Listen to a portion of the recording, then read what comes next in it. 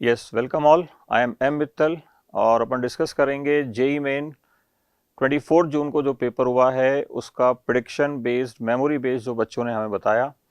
And I am thankful to all दो students, उन्होंने काफ़ी मदद की और हम 99% तक एक्यूरेट पेपर ऑलमोस्ट आपके लिए लेके आए हैं। आई थिंक क्वेश्चन 7 या 8 थे ऑर्गेनिक केमिस्ट्री के अंदर और सातों आठों क्वेश्चंस मैं आज आपको बताने की कोशिश करूंगा विद ऑलमोस्ट 99 और लेट इट बी 100% एक्यूरेसी। तो ये सब आपको अपने आने वाले पेपर्स में जो अभी अगले 3-4 दिनों तक होने वाले हैं अच्छे से पढ़ के जाने हैं और समझ के जाने हैं ताकि आपको एक पैटर्न रिसीव हो सके। तो आइए स्टार्ट करते हैं। पहला question, the question was about the broad spectrum antibiotic, तो which of them is not broad spectrum, ऐसा पूछा हुआ था। तो I think most of the antibiotic nowadays used are broad spectrum. Ofloxacin, chloramphenicol, amoxicillin, ये तीनों ब्रॉड स्पेक्ट्रम हैं। तो definitely penicillin G is the correct answer, यही आंसर है, इसी पे आपको टिक लगाना था। This is the I must say पुरानी एंटीबायोटिक है ये, first discovered antibiotic by Alexander Fleming. इसका स्ट्रक्चर भी बड़ा इंपॉर्टेंट होता है, आपको याद होना चाहिए। इसके अंदर ये अमाइड लिंकेज होती है and this is responsible for the antibiotic activity.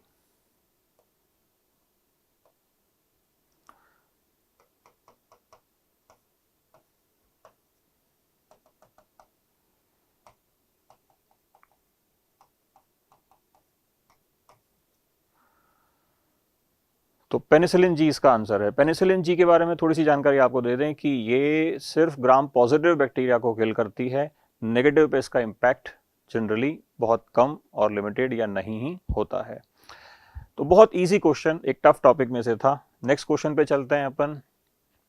ये अच्छा क्वेश्चन है, I think the chapter was also tough and the question was also tough, तो इसको मैं सबसे टफ क्वेश्चन मानता हूँ इस पूरे क्वेश्चन पेपर में से। इनफैक्ट फिजिक्स केमिस्ट्री मैथ्स मिला लें तो भी शायद बहुत अच्छा इन्होंने क्वेश्चन दिया है। आइए देखते हैं कैसे होगा। फर्स्ट स्टेप इसका बड़ा इजी है।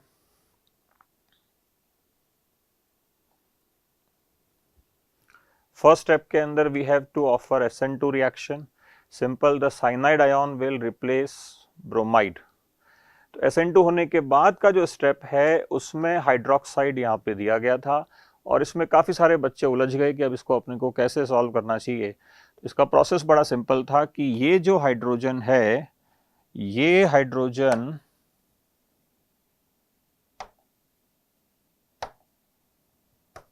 Yes, I am back. ये जो हाइड्रोजन है ये एसिडिक हाइड्रोजन है और this hydroxidic ion will act as a base.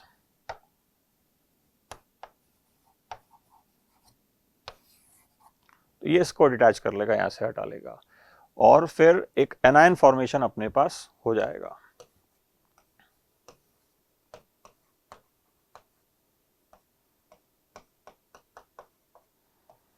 ये एनायन कॉन्जुगेटेड है, negative sigma pi, and hence ये एनायन स्टेबल है और यही इसका ड्राइविंग फोर्स है बनने का।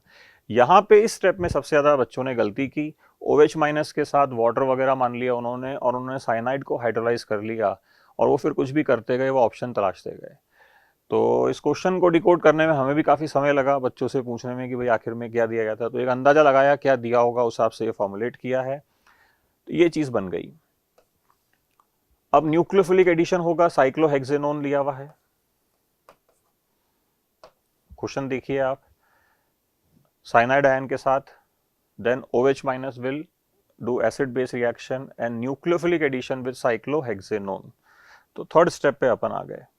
तो सिंपल ये जो एनायन है ये इसके ऊपर ऐड हो जाएगा और आपको ऐसा प्रोडक्ट बन जाएगा।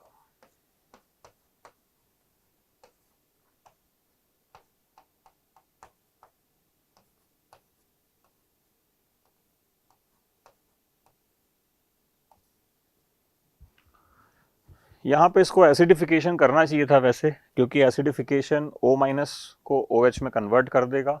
होप सो उन्होंने दिया हुआ हो। ओरिजिनल पेपर का वेट करते हैं क्योंकि ये मैं बोल चुका हूँ कि ये प्रिडिक्शन बेस्ड पेपर है, मेमोरी बेस्ड पेपर है। तो साइक्लोहेक्सेनोन के बाद एक तरह से वाटर ट्रीटमेंट या एसिडिक वाटर ट्रीटमेंट होना चाहिए था। अब लास्ट स्टेप पे आते हैं, हाइड्रोजन निकल, वो बड़ा इजी हो जाएगा और हाइड्रोजन निकल इस साइनाइड वाले पोर्शन को रिड्यूस कर देगा टू गिव CH2 NH2 और अपना आंसर आ जाएगा। तो ये CH2 और देन NH2, ये देखो आप थोड़ा सा यहाँ हल्का सा आपको मिसप्रिंट लग रहा होगा, but it is CH2 followed by NH2। So we are going with the first option. तो बहुत ही अच्छा क्वेश्चन है, ये टफ कैटेगरी का क्वेश्चन है, that is been asked in JEE main.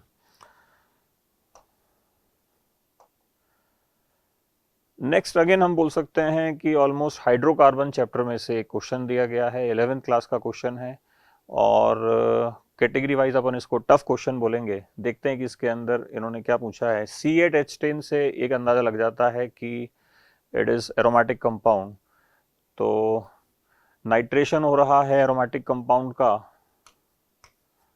तो let's go with ethyl benzene C8H10।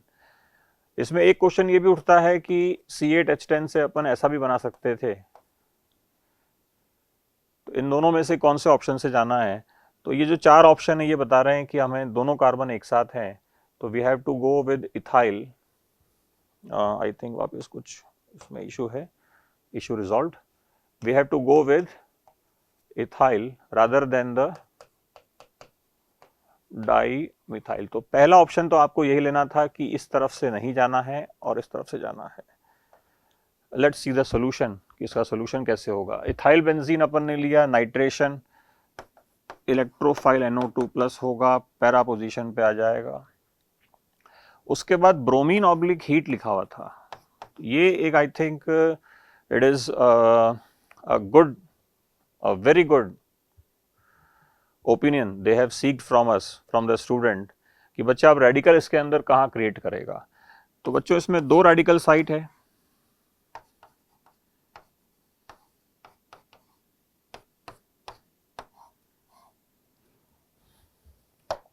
एक रेडिकल साइट आप इसे बोल सकते हैं और एक रेडिकल साइट आप इसे बोल सकते हैं।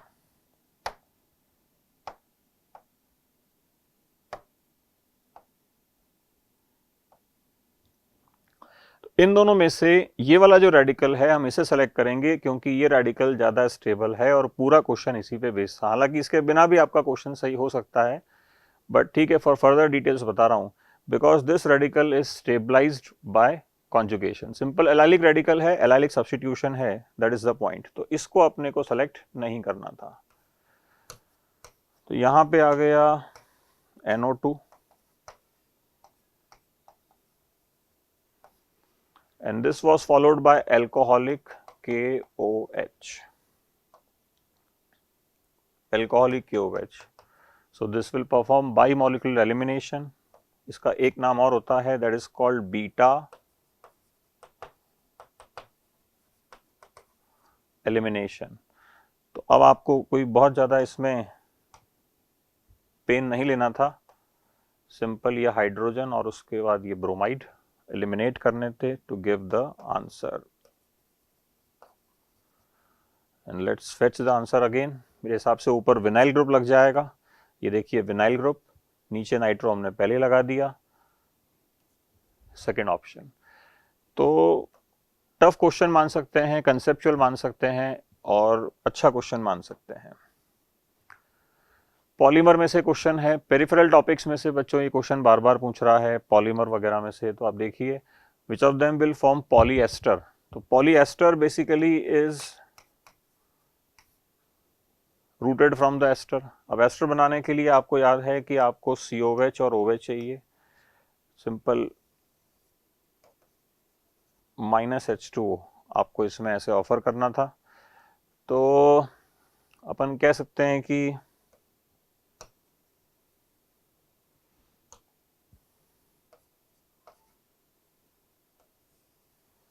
Simple -H2O। तो अब आप इसके ऑप्शन देखिए, ऑप्शन कितने सिंपल हैं। Neoprene in no case can give you the polyester, क्योंकि ये तो सिंपल आर्टिफिशियल रबर की तरफ जाएगा, अनसैचुरेटेड हाइड्रोकार्बन है ये तो। ब्यूटाडाइन स्टाइरिन, तो ये वापस से ब्यूना कैटेगरी के अंदर जा रहा है। इसका भी पॉली एस्टर से तो कोई मतलब नहीं, क्योंकि एस्टर के लिए आपको COH और OH दोनों चाहिए। Melamine formaldehyde is again condensation polymer है, but it's not the category जिसको हम रिकॉल करें, क्योंकि एस्टर तो एटलीस्ट नहीं बनाएंगे। ये अमीन ग्रुप है तो अमाइड बनाएगा या कुछ और बनाएगा, मगर एस्टर तो नहीं बनाएगा। तो आई थिंक ये ऑप्शन बड़ा क्लियर कट है और आप इसको रिकॉग्नाइज कीजिए कि ये है क्या चीज। This is PH beta V। ये एज इट इज NCERT में से लिया गया है, तो आप पहचान गए होंगे कि this is PH beta V। So PHBV biodegradable polymer होता है। आई थिंक अगर कहीं लिखा हो यस बायोडिग्रेडेबल, तो ये it was direct from NCERT, आपको ये समझना था। और NCERT का क्वेश्चन है, इजी कैटेगरी में मैं इसको रखता हूँ। हालांकि इसको याद करना थोड़ा टफ लगता है, बट क्योंकि स्ट्रेट नॉलेज बेस्ड है इसलिए इजी है। नेक्स्ट क्वेश्चन पे चलते हैं बच्चों।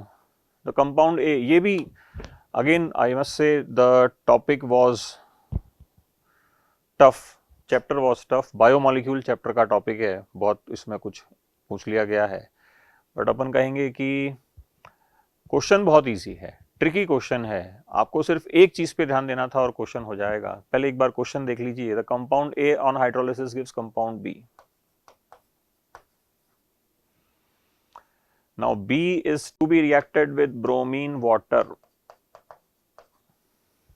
to form gluconic acid.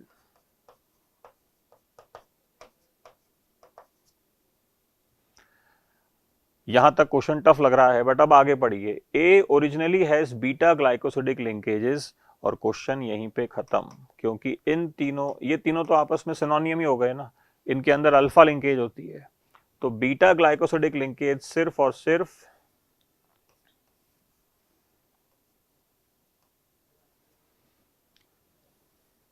Cellulose में होती है।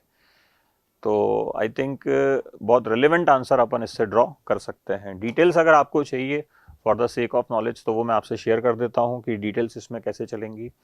सेल्यूलोज है, आप देख रहे हैं बीटा पॉइंट पे लिंकेज है। The hydrogen is on, I must से, द सिस पोजीशन। तो डेफिनेटली ये again beta linkage, beta linkage. तो ये बीटा लिंकेज की साइट यहाँ पे साफ साफ दिख गई। जैसे ही बीटा लिंकेज की साइट दिख गई, सेल्यूलोज अपने को कंफर्म हो गया। अगर आप हाइड्रोलिसिस करते हैं तो आपको ग्लूकोज मिलेगा, और ग्लूकोज पे जब आप ब्रोमीन वाटर ऐड करेंगे तो this will be the product.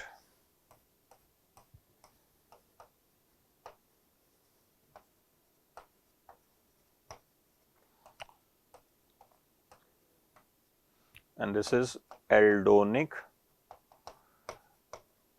Acid. Aldonic acid मैंने क्यों कहा, आई थिंक आप लोग इस बात को जानते हैं, समझदार हैं कि why I use the word aldonic instead of gluconic, although both are more और लेस सिनोनिम वर्ड्स, बट फिर भी चलो। तो आई थिंक क्वेश्चन बड़ा इजीली रिकॉल हो जाएगा कि the correct answer is cellulose by this particular line. मेहनत करने की जरूरत इस क्वेश्चन में नहीं थी। ये अगेन मतलब एक चैलेंजिंग क्वेश्चन इन्होंने दिया, अच्छा क्वेश्चन दिया। इसका सही सोल्यूशन मैं आपको बताता हूं कि वो क्या है। आपने इसको कैसे किया उससे तो इतना ज़्यादा रिलेवेंस नहीं रखता है, बट आइए इसके अपन करेक्ट सोल्यूशन की तरफ चलते हैं। H+ हीट है, तो नंबर ऑफ sp2 कार्बन पूछे हुए हैं।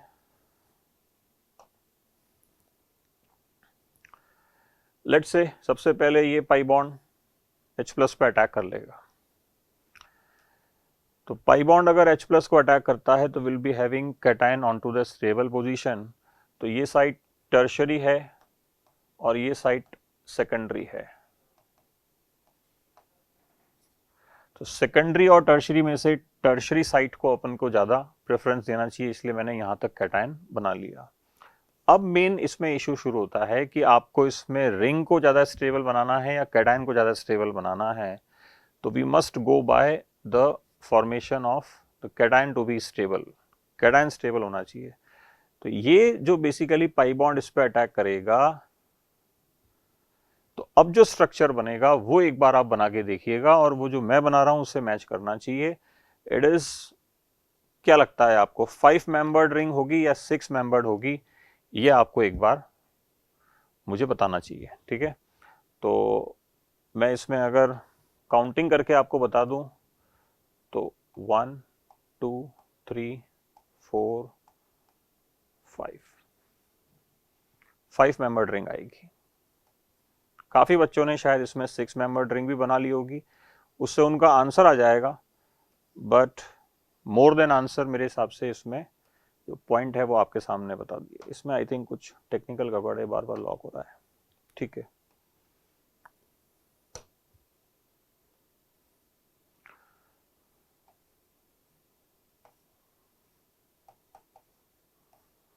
And now we'll be going for the ring expansion.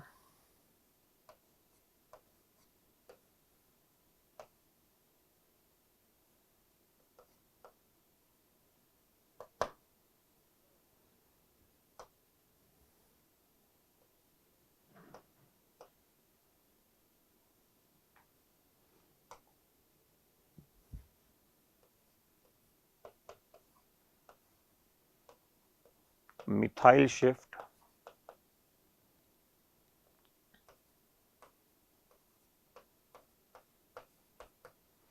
इसमें और भी पॉसिबिलिटीज है, मतलब ये क्वेश्चन काफी पॉसिबिलिटीज वाला है, but JEE Main point of view से अभी मैं इसका इंस्टेंट सॉल्यूशन डिस्कस कर रहा हूं कि भाई यहां तक आप पहुंच जाइए, और फिर डीप्रोटोनेशन करवा के एक एल्कीन आपको बनानी है जो ऐसी होगी। तो अगर ये एल्कीन को अपन साफ साफ देखें तो अपन इस बात को समझ जाएंगे कि इसके अंदर number of sp2 hybrid carbon atoms कितने हैं।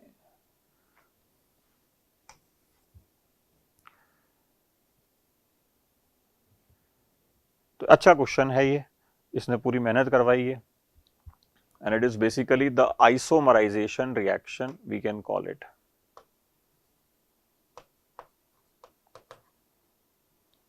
Sort of isomerization, not exactly isomerization।